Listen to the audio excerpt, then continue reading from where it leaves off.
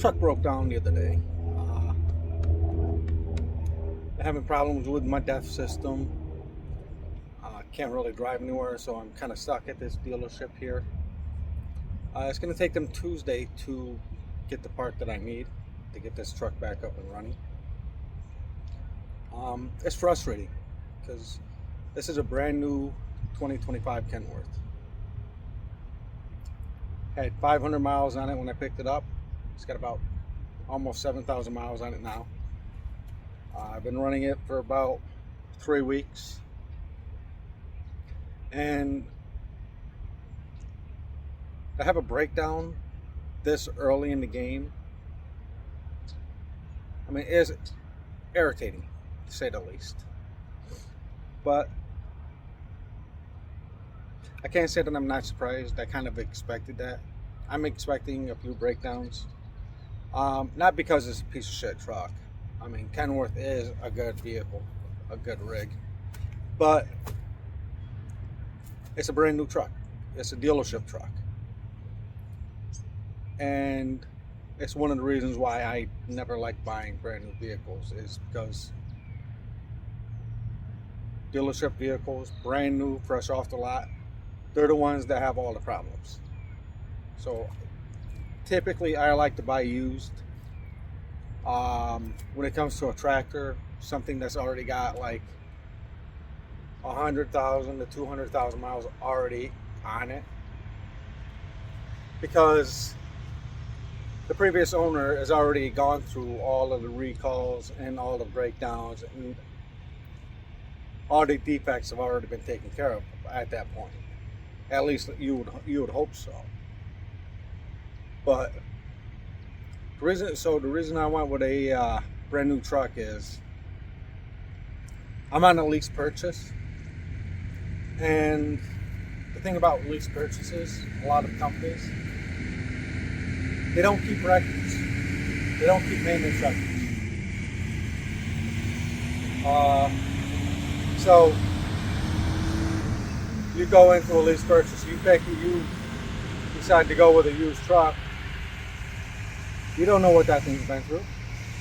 You don't know what the previous owner of the truck did.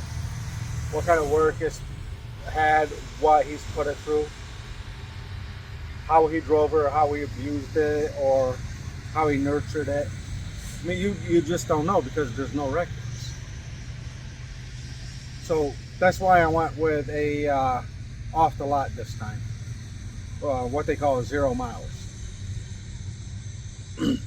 So it is what it is. I mean, I gotta wait for the part to come in so I can get back up and running, finish this run, deliver this load. I mean, gotta do it. But I also want to kind of clarify some things. On one of my previous videos, I talked about my views on English proficiency being the law. Somebody made the comment that if I was a racist, I should just say it. And I feel like I need to address that. English proficiency isn't about race. It has nothing to do with an individual's race, the color of the person, or anything. And the fact that somebody would automatically jump to throwing the race card makes me question their motives, where they're trying to go with this. English proficiency is a blanket policy with the FMCSA. It is a law that's been on the books for the last 30 years. And when that law came into effect, it wasn't about somebody's race. It was about safety. I mean, when you really consider it, you're running an 80,000 pound truck down a highway at 70 miles per hour. You come up to a sign that you can't read or speak English. You come up to that sign, What are you going to do? Pull out your phone and translate what the sign says while you're driving at 70 miles per hour? No. You need to be able to read that sign as it comes and as it passes. For example, what was it? I think it was 2 years ago, last year or 2 years ago, in Colorado. Had an individual. I'm not going to say his race or what country or origins because it's not important. But he was driving through the mountains in Colorado with an empty flatbed. He was coming down the mountain, lost control, lost his brakes, lost control of the truck, and he plowed into another vehicle and killed a preacher, a reverend. And I'm bringing this up because on that stretch of highway where he lost control of the vehicle to the point that he hit that car, there was probably a half a dozen signs saying runoff ramp for out of control trucks. He had an emergency escape. And if he was able to read those signs, that would have been prevented. That was a meaningless death caused by somebody who didn't take the time to learn English to a proficient level.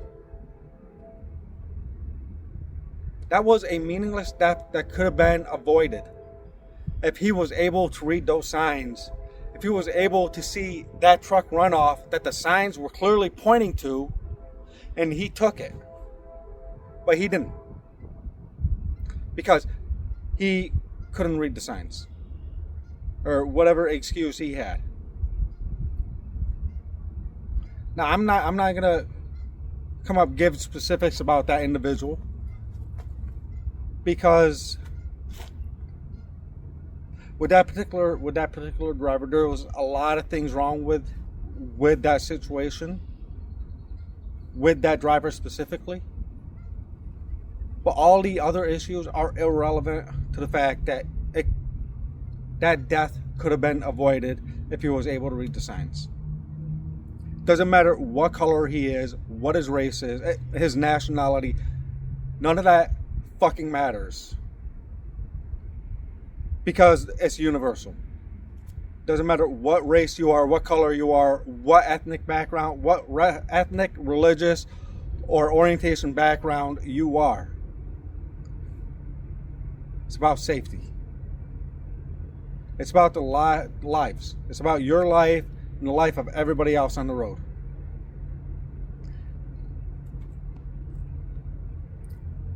So, that is my rant when it comes to English proficiency for CDL truck drivers. Now, to address the other part of the video, where I was bitching about foreign drivers coming in and fucking up the spot market, that's a legitimate argument as well.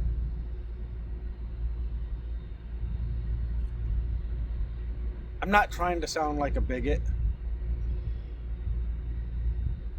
or prejudiced in any way, but here in America, we've always had a driving culture. And a lot of old school drivers, a lot of veteran truck drivers, I'll tell you this. There was, to a point, there was a sense of unity with drivers when it came to dealing with brokers and shippers and carriers.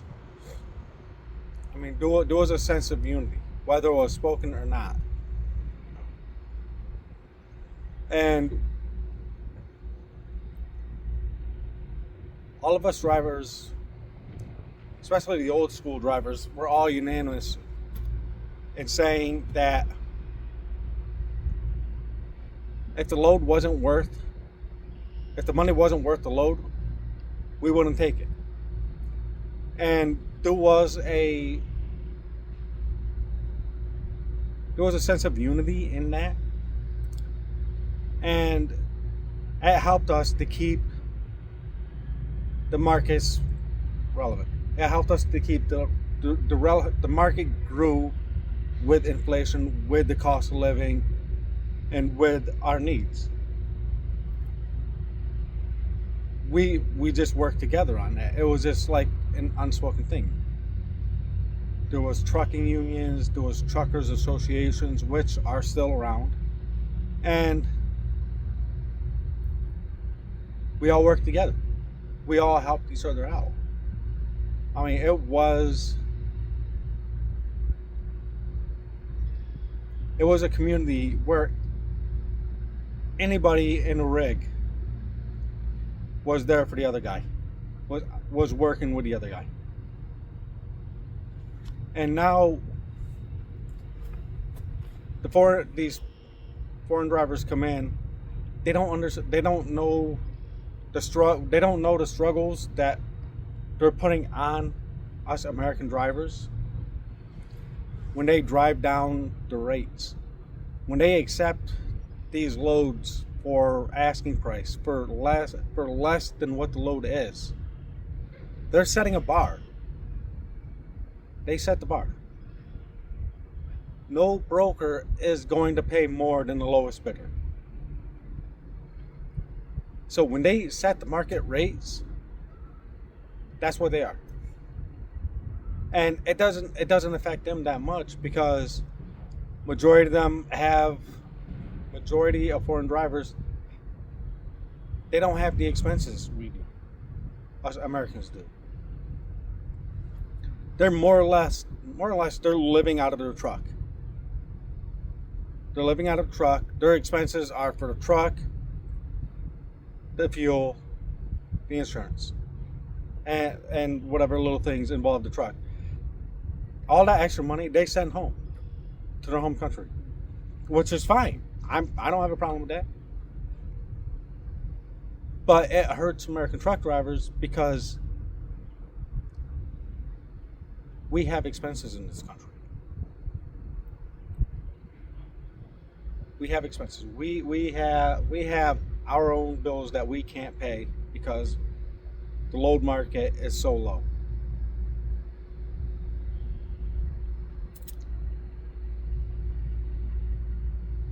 I've basically been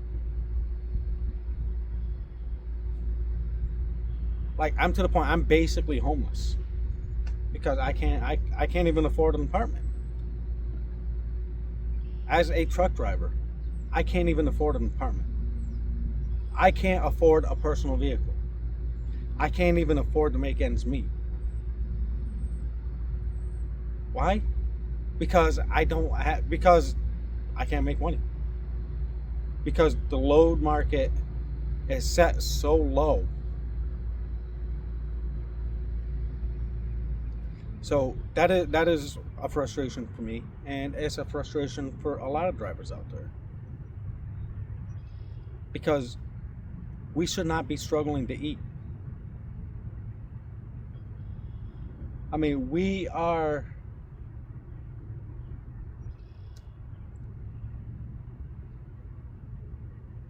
the most important working component of this country's economics, of this country's commerce. Without us, this country would crash. We are that important to this country, and yet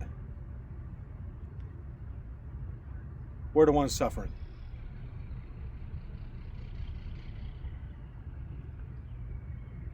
I mean, and it's sad. And it's frustrating. I mean, is it frustrating? For us being such a critical tool for this country to function. And yet, we're suffering financially, economically. And that's on top of all of the stresses we deal with on a day-to-day life.